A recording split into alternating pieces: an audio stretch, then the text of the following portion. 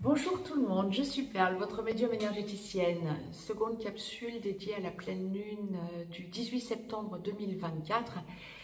Capsule sentimentale. Allez, nous allons examiner ensemble ici et maintenant la sphère sentimentale. Bien sûr, hors relation sacrée. Le rapport avec les relations sacrées, ça va être lorsque vous êtes dans une relation sacrée, si vous êtes ou si votre autre est dans une relation avec quelqu'un d'autre à côté. Donc nous allons regarder la sphère sentimentale pour les célibataires, j'ai demandé à la source, pour les personnes qui sont dans une relation traditionnelle, quel que soit l'endroit où vous en êtes, pour les personnes qui sont dans une relation d'âme sœur non sacrée, pour les personnes qui sont avec un ou une perverse narcissique et pour les personnes qui sont avec une personne toxique. Perverse narcissique, vous pouvez très bien, j'ai envie de dire malheureusement, être avec un ou une perverse narcissique et à côté ne pas être dans une relation sacrée. Mais si vous êtes dans une relation sacrée, c'est que vous avez à travailler votre blessure d'abandon. Vous pouvez très bien être avec une personne toxique, mais ne pas être dans une relation sacrée. Si vous êtes dans une relation sacrée, âme sœur sacrée comme flamme jumelle, c'est que vous travaillez. Et donc, la personne toxique, c'est une personne hors de votre relation à votre autre. C'est que vous et votre autre, vous dans le couple sacré, vous travaillez sur votre blessure de rejet. Nous y reviendrons bien sûr de façon hebdomadaire, en aucun cas liée aux relations sacrées. Là, cette capsule n'est pas dédiée aux relations sacrées. Donc, nous allons faire le point. N'hésitez pas, si vous voulez avoir les aspects astrologiques en astrologie occidentale, si vous voulez savoir quels vont être les aspects fondamentaux, principaux, entre le 18 septembre et le 2 octobre, 18 septembre, date de la prochaine pleine lune. Donc, cette capsule va nous refléter les aspects de cette pleine lune, ce à quoi nous pouvons nous attendre sentimentalement parlant. Et les énergies courent donc jusqu'au 2 octobre, date de la prochaine nouvelle lune. Et dans la première capsule générale, globale, je vous ai détaillé en début de capsule les aspects astrologiques. Donc, je ne vais pas revenir dessus, ce serait redondant. Je vais juste vous donner le principal.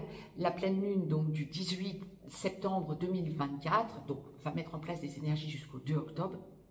2 octobre, date de la prochaine nouvelle lune qui va être une nouvelle lune ô combien fondamentale. Je reviendrai vers vous dans une capsule spécifique. Bien sûr que je vous dirai ce que je ressens en médiumnité pour cette nouvelle lune du 2 octobre. Je vous ferai les capsules habituelles, les deux nouvelles lunes, donc générale et sentimentale. En revanche, je vous ferai aussi une capsule particulière parce que c'est une nouvelle lune très particulière et je vous avais déjà mis une capsule pour vous en alerter il y a quelque temps déjà. Donc n'hésitez pas à aller réécouter cette capsule ou à l'entendre. Je vous l'avais mise il y a quelques semaines. Donc la pleine lune du 18 septembre va préparer cette nouvelle lune du 2 octobre. On est déjà dans des énergies assez bousculantes à partir du 18 septembre. Déjà, c'est le cas depuis le 3 septembre. Donc, le 18 septembre, pleine lune, la pleine lune sera effective à 2h36 temps universel, 4h36 temps universel, plus 2 heures en Europe centrale, en heure d'été, par exemple, retrancher ou ajouter des heures en fonction du fuseau horaire dans lequel vous vous trouvez, bien évidemment. Donc, l'heure méridienne Greenwich, donc temps universel, c'est 2h36. La pleine lune étant toujours l'opposition du soleil à la lune, elle sera effective, cette pleine lune, à 25 degrés 41 vierge pour le soleil, 25 degrés 41 poisson pour la lune, à son opposé, bien évidemment. Donc, sentimentalement, globalement, nous pouvons nous attendre à... C'est étrange parce que c'est comme les énergies générales. Vous voyez, en même temps, il n'y a pas de grande surprise. Il y a quelque chose qui revient du passé. Nous allons regarder tout ça.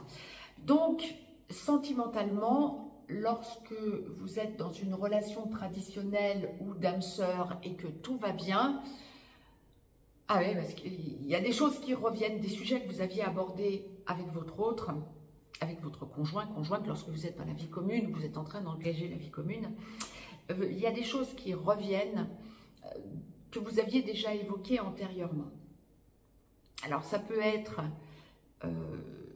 des choix. Alors, on va pas forcément me parler de choix de déménagement, d'emménagement, ça peut être ça, mais ça va plutôt être lorsque ça va toucher un déménagement, vous allez trouver l'endroit, ou vous avez déjà trouvé l'endroit, et durant cette quinzaine, vous allez acter les choses. Soit vous allez signer un bail, soit vous allez signer un engagement, un emprunt par exemple, ou un acte notarié. Mais il y a quelque chose dans ce sens de notarial ou d'engagement juridique quelque part, hein, lorsque vous aviez l'intention de déménager. Et que vous avez bien sûr déjà avancé sur le projet. Lorsque vous avez l'intention de déménager et que vous n'avez pas encore avancé sur le projet, je dirais qu'il peut y avoir de l'impatience de la part de votre autre, parce que vous pouvez visiter des choses qui ne vous conviendront pas. Je vous sens bouger, mais ça ne vous conviendra pas. Alors ça peut être valable si vous avez l'intention de déménager. Ça peut être valable aussi si vous avez des nouveaux meubles, par exemple, à acheter. Vous pouvez aller voir de nouveaux meubles avec votre autre. Votre autre vous dit, tiens, ça ce serait chouette, par exemple, un canapé ou des meubles de cuisine. Ou, tiens, ça ce serait bien. Ouais, non, ça me plaît pas vraiment. Laisse-moi le temps de la réflexion, j'adhère pas. C'est comme ça que vous pourrez réagir. Il va y avoir un petit peu d'agacement chez votre autre. Et vous allez dire, mince, on n'est pas d'accord, on n'est pas aligné. Votre autre vous met la pression. Ça va pas forcément déclencher un tsunami dans le couple, hein, mais vous allez sentir votre autre qui vous fait un peu la gueule. Vous allez dire, bon, mince, c'est pas aligné, quoi. Bon, bah, vous allez trouver quelque chose de mieux, me dit la source. Et après, donc, votre conjoint vous dira, ah ouais, t'avais raison. Bon, bah, c'est parfait. Vous avez raison, d'ailleurs. Dites-vous bien que si vous entendez cette capsule, c'est vous qui avez raison si c'est votre autre qui vous met la pression. Donc, ça me fait sourire, vous devez vous en rendre compte. Lorsque vous êtes en couple, dans une relation traditionnelle ou d'âme-sœur, mais que vous n'êtes encore pas dans la vie commune, vous avez besoin de vous intérioriser. Vous allez sentir que votre autre vous met un peu la pression pour avancer ensemble. Vous êtes face à des choix. Non, mais c'est une quinzaine de choix quand même, hein. Ouais. C'est un sujet que vous avez déjà abordé. Vous n'avez pas envie de vous précipiter. Vous avez besoin de réfléchir. Vous envisagez les choses autrement. Et votre autre va un peu vous mettre la pression en vous disant, non, mais là, ce serait bien. Puis vous allez sentir que ça le rend ou ça la rend mal. Votre autre aurait besoin d'un équilibre dans un engagement plus rapide. Ben oui, mais c'est toujours celui des deux dans un couple qui va plus vite, qui doit se caler sur celui des deux qui va moins vite. Donc, vous avez peut-être de nouvelles idées qui vont venir, dont votre autre n'aurait pas tenu compte si vous aviez suivi son tempo. Donc, c'est ok, c'est parfait. Faites-vous imposer votre tempo en quelque sorte, j'ai envie de dire, mais ça va venir spontanément, ça peut un petit peu criser de l'autre côté, hein. Votre autre va faire une petite crise, ouais, bon mince, c'est bon. Essayez de caler les choses. Lorsque vous êtes célibataire, alors deux choses. On est dans une possible rencontre, mais alors vous allez beaucoup réfléchir et vous poser de questions quant à cette rencontre. Il n'y a pas de précipitation de votre côté. Vous allez accepter de rencontrer quelqu'un ou de voir quelqu'un. Mais je dirais que c'est pas l'amour fulgurant, hein. Bon, par contre, de l'autre côté, il y aura peut-être un petit peu plus d'agacement parce que cette personne ressentira que vous ne vous précipitez pas, que c'est pas forcément le grand engouement de votre côté. Oui, ben c'est pas grave, faut être deux, hein. Et quand bien même cette personne vous dirait, bon bah écoute, si t'as pas envie, ben moi je vais voir ailleurs. Ok, ben va ailleurs, c'est pas grave. Il y a aussi autre chose qui vient me titiller lorsque vous êtes célibataire. C'est que bon nombre d'entre vous vont avoir quelqu'un qui va revenir du passé. Si c'est quelqu'un auquel vous tenez, c'est ok. On parle de relations traditionnelles, hein. On ne parle pas des relations sacrées, hein. On verra après pour les relations sacrées, mais comme c'est hebdomadaire, on ne va pas tout mélanger. Si c'est quelqu'un du passé qui revient vous faire un coucou, positionnez-vous. Si c'est quelqu'un du passé qui insiste un peu plus alors qu'il n'y a plus aucun amour, et encore une fois, ça ne va pas être une quinzaine où vous allez ressentir que quelqu'un du passé, ça vous parle. Encore une fois, on ne parle pas relation sacrée. Hein. Eh bien, vous allez mettre l'arrêt, vous allez dire, ok, tu vis quoi dans ta vie? Ben, moi, ça ne m'intéresse pas, on n'est plus ensemble, qu'est-ce que tu veux qu'on se remette ensemble? Il y a vraiment quelque chose qui doit vous imposer de vous faire entendre et de vous faire respecter. Mais que quelqu'un revienne du passé, que ce soit un test pour vous, pour savoir comment vous vous positionnez et savoir si vous vous choisissez, si vous vous priorisez ou si vous laissez quelqu'un d'autre revenir dans votre vie, bah c'est à vous de voir. Mais bon nombre d'entre vous vont dire « Ah non, mais j'ai pas envie de réchauffer un plat froid, ça m'intéresse pas. » C'est ok, c'est parfait. C'est pas grave. Vous avez le droit de dire non. Et je vous sens, bon nombre d'entre vous vont dire non, j'ai pas envie. Si vous êtes dans une relation avec quelqu'un... Alors, on va commencer par ce que la source nous envoie. Si vous êtes dans une relation avec une personne perverse narcissique, que ce soit un homme ou une femme perverse narcissique, avec qui vous êtes en relation ou avec qui vous finalisez une relation, ça va être une période où vous vous affirmez quant à finaliser ce genre de relation.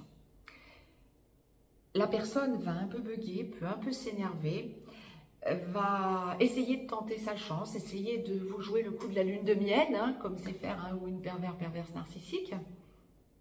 C'est terminé. Vous vous affirmez, vous dites stop.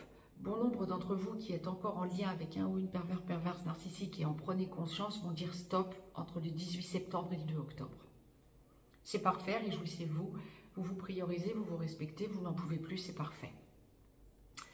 Si vous avez été en lien avec un ou une perverse narcissique et qu'il y a encore des impacts, notamment familiaux, ça peut être des enfants en commun, etc., ne soyez pas étonnés que cette personne essaie de revenir vers vous durant cette quinzaine. Vous acceptez ou vous refusez? Si vous avez dit stop, on ne revient pas avec un ou une perverse narcissique au risque que ce soit encore pire qu'avant. Et ça, vous allez le conscientiser, vous allez dire... Ça va vous poser question peut-être, hein. Bon nombre d'entre vous, ça ne vous posera pas question, mais peut-être pour un petit pourcentage, puisque la source l'évoque, ça va vous poser question. Ben non, c'était une personne toxique pour vous, puisque c'était un pervers ou une perverse narcissique. C'est juste stop. Vous n'avez plus, vous ne vous laissez plus impacter par cette personne n'a plus de poids sur vous. Affirmez-vous. Lorsque vous êtes avec une personne toxique, alors c'est différent d'avec une personne perverse narcissique, hein, ce n'est pas le même comportement. Vous pouvez ressentir que cette personne toxique dans votre vie, lorsque vous vivez encore avec, essaie de rester alors qu'elle ressent que vous êtes en train de vous dissocier, qu'il n'y a plus la même relation qu'il y a eu à ses débuts. Cette personne essaie de faire comme si elle ne se rend compte de rien et essaie de s'imposer. Vous pouvez sentir aussi de l'énervement chez elle, voire un comportement très toxique, des réflexions, des rabaissements. Cette personne peut vous rabaisser, peut mal vous parler, mais je dirais surtout en public, dire des choses de vous inappropriées, faire des réflexions. Elle va se sentir mal parce que vous n'allez pas réagir comme vous réagissiez jusque-là. Vous allez vous mettre dans votre bulle et la tacler et dire bah, si tu en es là, c'est stop. Vous allez vous respecter, vous prioriser, c'est très bien. Lorsque vous n'êtes pas dans la vie commune, mais en relation avec une personne toxique, vous allez prendre conscience que c'est une personne toxique et vous allez tout mettre en œuvre pour sortir cette personne de votre vie. Bien sûr qu'elle va essayer de revenir vers vous, ou elle va faire comme si elle ne le ressent pas. Elle ne comprend pas. Tant pis pour elle, vous lâchez prise et vous en avez ras-le-bol. Donc, vous vous mettez dans votre bulle et vous dites, en tout cas pour quelque temps, stop. C'est parfait. Vous avez raison de vous prioriser et de montrer à cette personne le peu d'intérêt que vous lui portez. Vous pouvez aussi avoir une personne, lorsque vous êtes en lien avec une personne toxique et qui fait partie de votre passé, il y a une personne de votre passé qui a été toxique qui peut essayer de revenir vers vous. Ben, vous avez évolué, vous avez changé. Vous allez la tacler et lui dire stop. Voire même ne même pas lui répondre et la bloquer, mais dire stop. On sait où nous en étions, nous n'allons pas recommencer. C'est terminé. J'ai fait le tour quant aux relations sentimentales. J'ai fait un point sur ce que la source nous envoyait pour cette petite quinzaine du 18 septembre au 2 octobre. N'hésitez pas à me joindre, si vous souhaitez me joindre, vous avez des liens juste en dessous dans le descriptif, n'hésitez pas à me joindre. N'hésitez pas à partager cette capsule, n'hésitez pas à vous abonner à cette chaîne YouTube et n'hésitez pas à mettre un pouce vers le haut, ça me fera plaisir et ça boostera l'algorithme de la chaîne. Je vous embrasse, je vous dis à très vite pour de nouvelles capsules et de toute façon pour les capsules hebdomadaires pour ceux et celles qui sont dans des liens sacrés. Je vous embrasse, à tout vite.